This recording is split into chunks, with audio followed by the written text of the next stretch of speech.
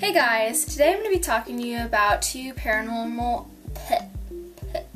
experiences that I've had. Most people, when I tell them my story, they don't believe me, which is really irritating. When something happens to you and then like nobody's believing you, it's just really frustrating. But I'm sure some of you can really relate to this, and other people think you're probably crazy too once you tell your stories, so I figure I'll share mine. So the first paranormal experience that I've ever had actually was really pleasant. Doing a little photo shoot with my friend, and we were out in the woods, like in a little thicket, and we were just taking some photos. As you can tell from the photos, it was like a really lush and green, beautiful place. And there was actually a waterfall right in front of me. Don't think it was like a crazy waterfall with like a whole bunch of water pouring down. It was just really a trickle. And on top of this waterfall was like a whole bunch of rocks, and then you had some really tall, skinny trees. Immediately when we got into this section of the forest, I saw a little boy, and he was standing on top of the waterfall where like the trees were.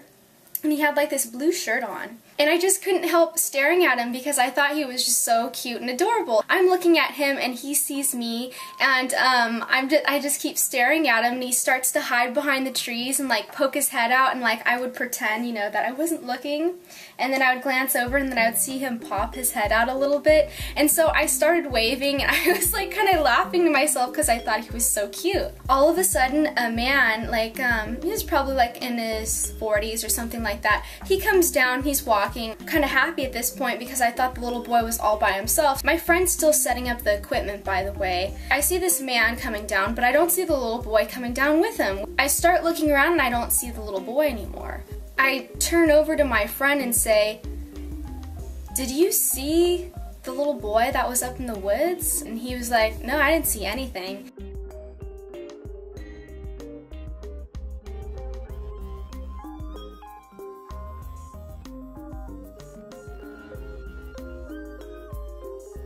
And it really tripped me out because I clearly saw this little boy in this like blue shirt, and like he was playing like peekaboo with me in the trees. The really strange thing about this is after that experience, I ended up getting more into childcare, and I started doing my art tutoring lessons. Maybe it really was influenced by this little boy ghost. The next experience, however, was not so pleasant. Just to give you like a little bit of background information, my mom claims that when I was a child, she had kind of paranormal experiences in her house. She said that she would notice like tugging, like, or somebody saying mom, or just kind of like weird little things like that.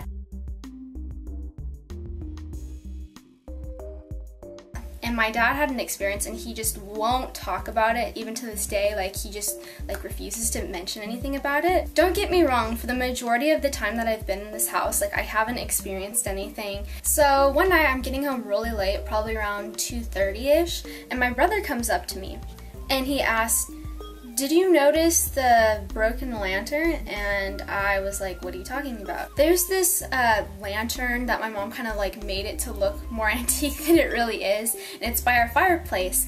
And my brother noticed it all the way over by the dining room table, and it was broken. So he didn't really know it was up. He thought somebody got mad in our house and like threw the lantern. The thing that was really weird about it too was how far away it was from its normal spot. And I have the lantern to show you, like it just got broken, like I don't know if you guys can see that, it was just like broken.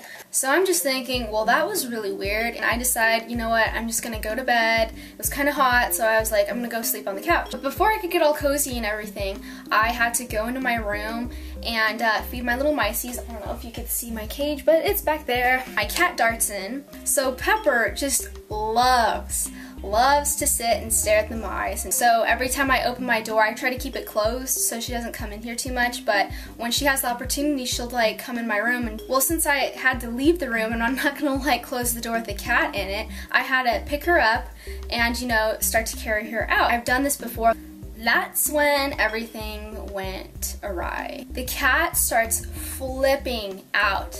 She makes this horrible screeching noise that I've never heard her make, and it sounded like she was getting stabbed or something. And like I'm holding her and she starts just ripping at me, and I'm panicked. Like I literally am like, here cat, like go, like I don't want to hold you anymore. And she was literally still attacking me, and like I wasn't even like holding her at this point. Like I'm like, get off, get off.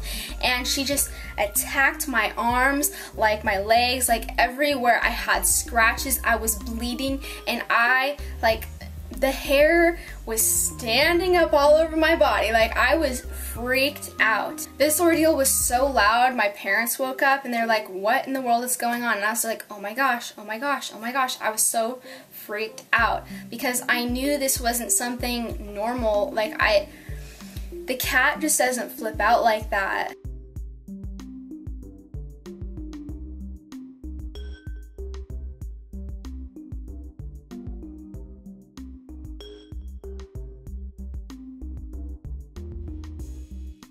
Ever since then, I've kind of felt like I'm not really welcome in my own house anymore.